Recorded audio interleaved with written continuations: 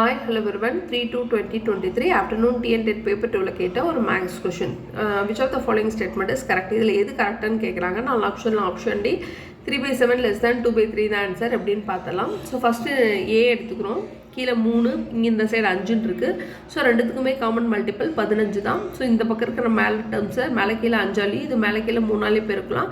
அப்படி பெருக்கும் போது 10/15 9/15 இதில் என்ன கொடுத்துருக்காங்க, 10 விட 9 பெருசுன்னு கொடுத்துருக்காங்க. ஸோ இது தவறு. ரெண்டாவதுல பாருங்கள், இங்கே 4 இங்கே 7ன்னு கொடுத்துருக்காங்க. ஸோ இந்த சைடு மேலே கீழே 7ஆல் பெருக்கும்போது 21/28 கிடைக்குது. இதை நம்ம மேலே கீழே 4ஆல் பெருக்கும்போது 8/28ன்னு கிடைக்குது. ஸோ பகுதிகள் ஒரே மாதிரி இருக்குது. இப்போ தொகுதியை மட்டும் கம்பேர் பண்ணால் போதும். 21 விட 8 பெருசுன்றாங்க. ஸோ இது தவறு. இங்கே பாருங்கள் 1/2 1/4 இருக்குது. ஸோ இதை மட்டும் மேலே கீழே 2ஆல் பெருக்குனா போதும். 2/4 ஆல்ரெடி இருக்குது 1/4. பகுதிகள் ஒரே மாதிரி இருக்குது. இப்போ தொகுதி மட்டும் கம்பேர் பண்ணலாம்.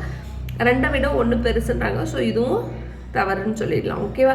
ஸோ இப்போ இதில் பார்த்தீங்கன்னா லெஃப்ட் சைடு வந்து மேலே கீழே 3ஆலையும் ரைட் சைடு வந்து மேலே கீழே 7ஆலையும் பெருக்கிறோம். ஸோ 9/21 14/21.